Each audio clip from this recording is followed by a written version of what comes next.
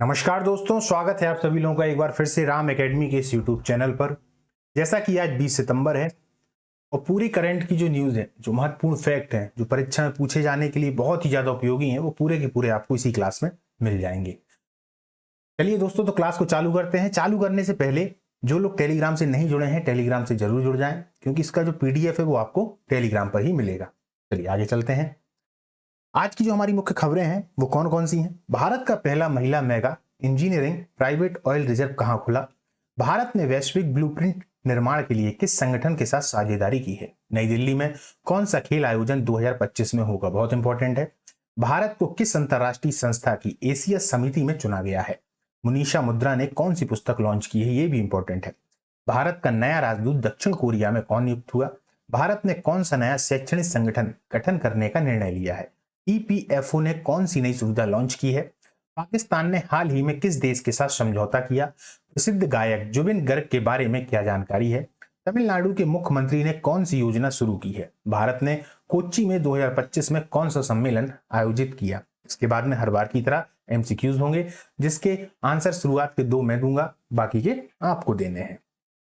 चलिए, पहला हमारा जो प्रश्न था वो है, भारत का पहला महिला mega engineering private oil reserve कहां खुला। तो यह कर्नाटक के पदूर में।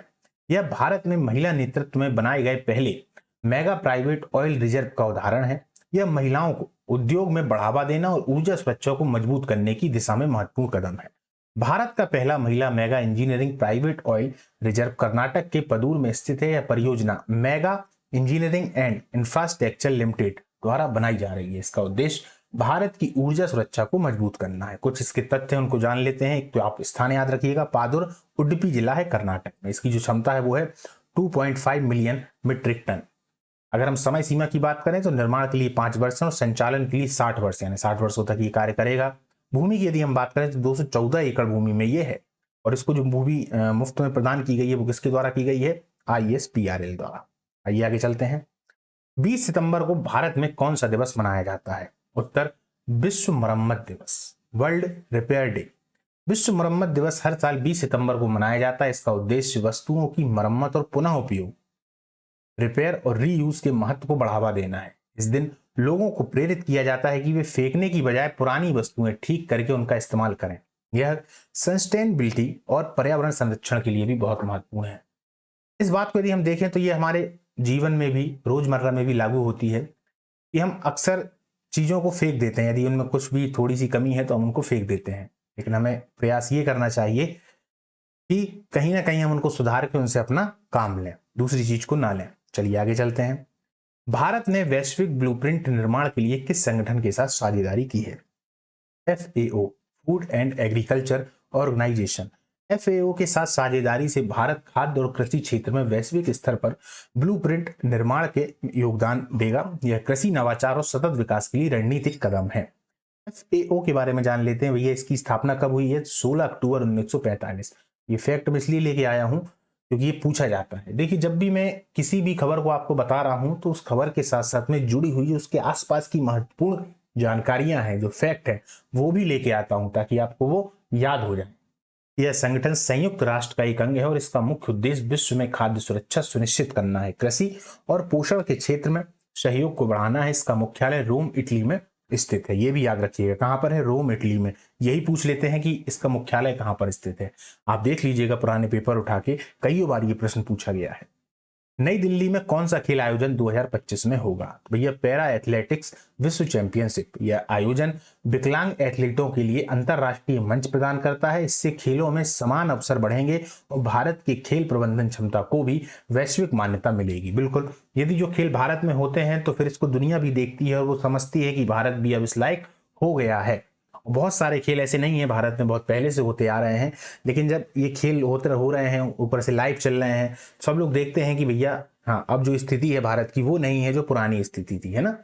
चलिए हम इसको थोड़ा और जान लेते हैं। विकलांग एथलीटों के लिए यह अंतरराष्ट्रीय दौड़, कूद और फेंक की प्रतियोगिताएं हैं। ठीक है, जो हैंडीकैप्ड है उनके लिए ये वाली जो प्रतियोगिता है, विश्व चैंपियनशिप है, वो होती है। इसमें 100 मीटर, 200 मीटर, 400 मीटर मैराथन है, लंबी ऊंची कूद है, शॉर्ट पुट है, डिस्कस है, जेवलिन है, रिले रेस है। इसकी शुरुआत देखें तो 1994 बर्लिन कहाँ, जर्मनी। पिछली पैरा एथलेटिक्स विश्व चैंपियनशिप 2023 में पेरिस फ्रांस में हुई थी, ठीक है ना। अब ये फ्रांस में 8 से 17 जुलाई 2023 तक आयोजित की गई थी। यह आयोजन चार्लेटी स्टेडियम में हुआ था। अब यहाँ से एक और फैक्ट है कि ये चार्लेटी स्टेडियम कहाँ पे है, तो याद रखिएगा फ्रांस में, ठीक है ना। अब 2025 में यह चैंपियनशिप भारत में पहली बार आयोजित हो रही है नई दिल्ली के जवाहरलाल नेहरू स्टेडियम। इसको आप काफी बार पढ़ते होंगे जीएस में कि भैया जवाहरलाल नेहरू स्टेडियम कहाँ है, दिल्ली में है।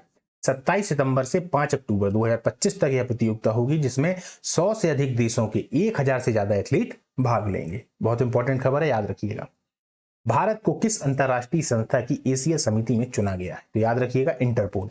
इंटरपोल में सदस्यता से भारत को एशिया क्षेत्र में अपराध रोकथाम और पुलिस सहयोग के क्षेत्र में प्रभाव बढ़ाने का अवसर मिलेगा।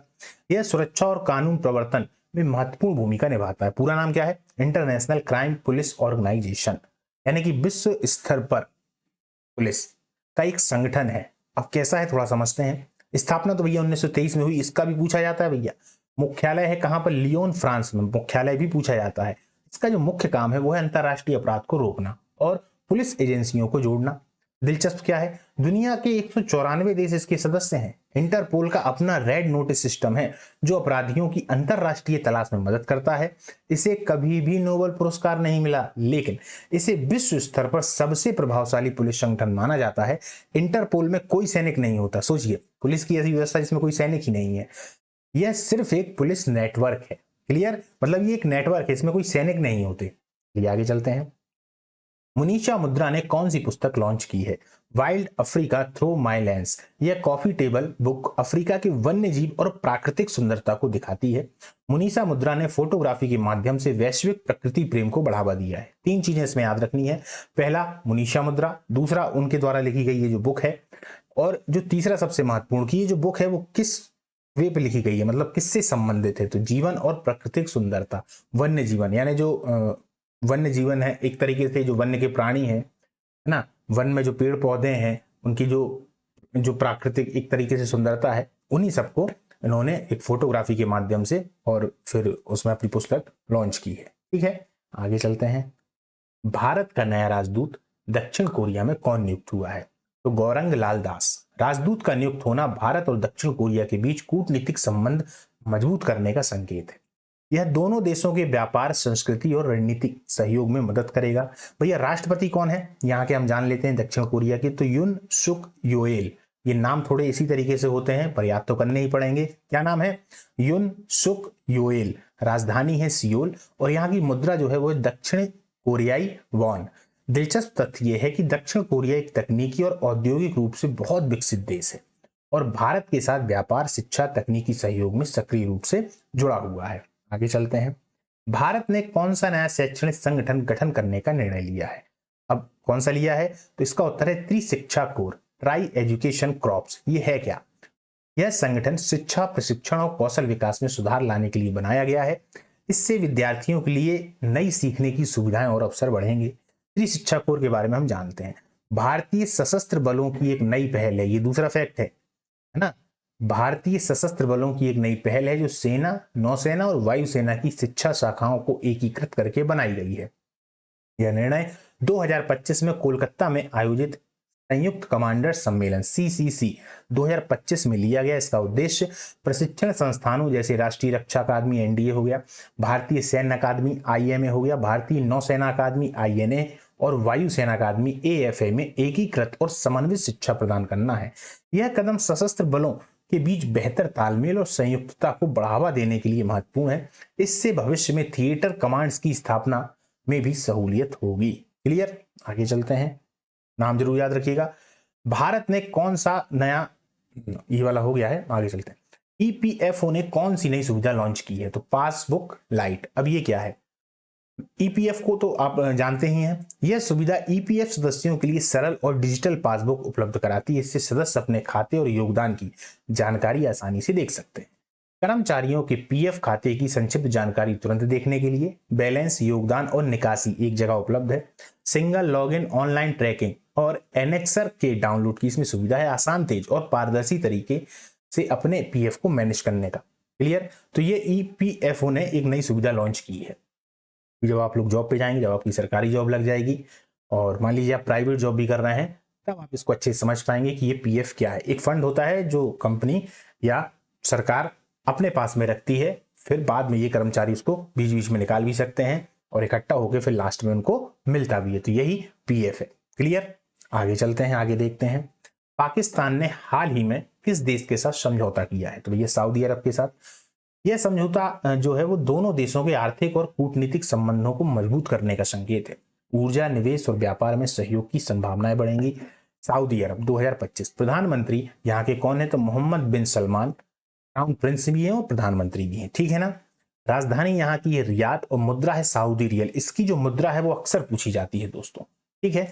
दिलचस्प तथ्य यह है कि सऊदी अरब मध्य पूर्व का सबसे बड़ा तेल उत्पादक देश है और भारत के साथ ऊर्जा और निवेश के क्षेत्र में मजबूत संबंध रखता है। अभी आप लोगों ने खबर में देखा होगा कि ट्रंप और भारत कहीं ना कहीं आपस में टैरिफ की वजह से बहुत ज्यादा खींचतान चल रही थी। तो इसको भी हम कहीं ना कहीं से जोड़ के देखते हैं कि काफी ज्यादा, जैसे अगर तेल की हम बात करें तो तेल हम अरब से लेते हैं, है ना। इसके अलावा तेल की बात करें तो बहुत हद तक जब वहां पर अमेरिका के द्वारा टैरिफ ज्यादा लगाया जा रहा है तो रूस से ले रहे हैं, और भी ज्यादा खींचतान चल रही है। हालांकि इसमें मैंने एक वीडियो बनाया था, आप लोग देखिएगा उसको, आपको ज्यादा अच्छे समझ में आएगा। आगे चलते हैं। प्रसिद्ध गायक जुबिन गर्ग के बारे में क्या जानकारी है? अभी हाल ही में दोस्तों दुखद है, उनका निधन हो गया। जुबिन गर्ग भारतीय संगीत जगत के एक प्रतिष्ठित गायक थे। उनकी कला और संगीत ने कई लोगों को प्रेरित किया और भारतीय संगीत को वैश्विक मंच पर पहचान दिलाई। इनका जन्म हो रहा 1972 मेघालय में। प्रसिद्धि इनकी यह है 2006 में फिल्म गैंगस्टर आई थी जिसमें गीत गाया है या अली, आप लोगों ने सुन रखा होगा, ये उन्हीं के द्वारा गाया गया है, जुबिन गर्ग। भाषाएं हैं असमिया, हिंदी, बांग्ला, नेपाली और अन्य भाषा में गाने के लिए प्रसिद्ध है। मानवता देखा जाए तो कोविड-19 महामारी के दौरान उन्होंने असम में अपने 2 मंजिला भवन को कोविड-19 देखभाल केंद्र के रूप में प्रदान कर दिया था। बड़ा दिल रहा इनका, हालांकि अब इस दुनिया में नहीं रहे। चलिए आगे चलते हैं। तमिलनाडु के मुख्यमंत्री ने कौन सी योजना शुरू की है? तो अम्बू कारगल योजना। क्या है ये? यह योजना स्वास्थ्य और आपातकालीन सेवाओं को बढ़ावा देने के लिए बनाई गई है। यहां से 2 क्वेश्चन बन गए। एक तो कौन सी योजना है, किस राज्य से संबंधित है और किससे संबंधित है? तो स्वास्थ्य और आपातकालीन सेवाओं को बढ़ावा देने के लिए। इससे नागरिकों को बेहतर स्वास्थ्य सहायता और त्वरित राहत मिलेगी। मुख्यमंत्री कौन है भैया यहाँ के? एम.के. स्टालिन है, जो कि किस पार्टी से संबंधित है? तो द्रविड़ मुनेत्र कड़गम, ठीक है, डीएमके। ये प्रश्न भी पूछा जाता है, डीएमके पार्टी कहां से संबंधित है? याद रखिएगा, सिर्फ डीएमके अकेले आ जाता है। राज्यपाल कौन है? आर.एन. रवि, 18 सितंबर 2021 से पदस्थ हैं। विधानसभा सीटों की बात की जाए तो 234 सीटें हैं, सीटें भी पूछी जाती हैं। राजधानी देखी जाए तो चेन्नई है। राज्य की राजनीतिक और वाणिज्यिक केंद्र भी चेन्नई है। भारत ने कोच्चि में 2025 में कौन सा सम्मेलन आयोजित किया? तो भैया विश्व सागौन सम्मेलन। यह सम्मेलन सागौन के संरक्षण, अध्ययन और वैश्विक व्यापार को बढ़ावा देने के लिए आयोजित किया गया। इससे लकड़ी उद्योग और पर्यावरण संरक्षण दोनों में सहयोग बढ़ेगा। विश्व सागौन सम्मेलन 2025 फिफ्थ वर्ल्ड टीक कॉन्फ्रेंस का आयोजन 17 से 20 सितंबर 2025 तक कोच्चि, केरल में हुआ। यह भारत में आयोजित होने वाला पहला विश्व सागौन सम्मेलन है। याद रखना, भारत में आयोजित होने वाला पहला विश्व सागौन सम्मेलन है। सागौन का वृक्ष तो आप जानते हैं, इन्हीं की लकड़ियों से बहुत महंगे महंगे फर्नीचर बनते हैं। खास बात इसकी क्या होती है? खास बात ये होती है कि इसकी लकड़ी बहुत समय तक चलती है। क्यों? क्योंकि इसमें कीड़े लगते ही नहीं है, यानी जिसको हम दीमक कीमक वगैरह आप लोग जानते होंगे, ये लगते ही नहीं इस लकड़ी में, इसीलिए ये काफी आगे तक या बहुत समय तक चलते हैं। आयोजन स्थल और मेजबान क्या था? तो ग्रैंड हयात कोच्चि, केरल। ये जगह है ग्रैंड हयात कोच्चि, केरल। आयोजक देखा जाए तो केरल वन अनुसंधान संस्थान, KFRI। इसमें सहयोगी रहे जैसे जापान है। नीलांबुर केरल में स्थित है, जो दुनिया की सबसे पुरानी सागौन बागवानी का घर है। क्लियर?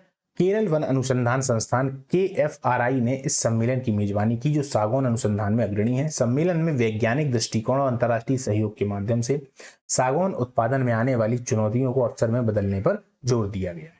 ठीक है, आगे चलते हैं। चलिए, आज के महत्वपूर्ण जो MCQs हैं, क्योंकि क्लास आप लोगों ने देख ली है, 2 के आंसर मैं दूंगा, बाकी के आंसर आप लोगों को देने हैं। भारत का पहला महिला mega engineering private oil reserve कहां खुला है? महाराष्ट्र, कर्नाटक के पदूर, गुजरात, तमिलनाडु। तो क्या आंसर है? कर्नाटक के पदूर में। भारत ने वैश्विक ब्लूप्रिंट निर्माण के लिए किस संगठन के साथ साझेदारी की है? यूनेस्को, WHO, FAO या IMF? इसका आंसर क्या है? FAO। ठीक है, आगे चलते हैं। नई दिल्ली में 2025 में कौन सा खेल आयोजन होगा? अब ये आपको बताना है। हॉकी विश्व कप, पैरा एथलेटिक्स विश्व चैंपियनशिप, एशियाई खेल या क्रिकेट वर्ल्ड कप।